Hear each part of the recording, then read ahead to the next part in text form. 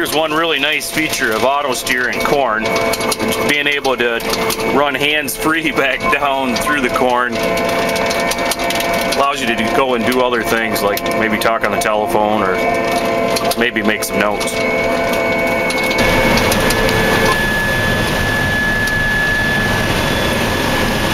Yeah, I'm running RTK in the corn, so not having to steer down through these corn rows. This is kind of nice. Especially in down corn, you don't have to hunt for where the actual row is. This corn's not down, seems to be doing pretty good.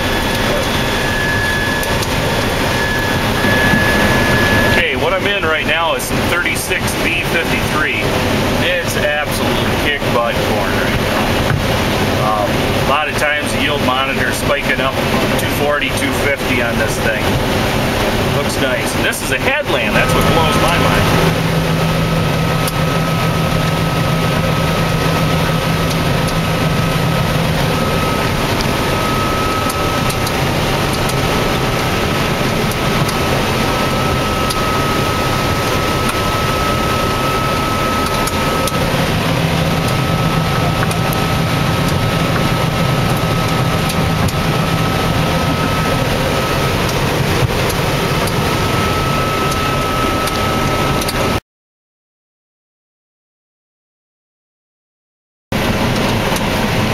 Does your GS2 screen look like this?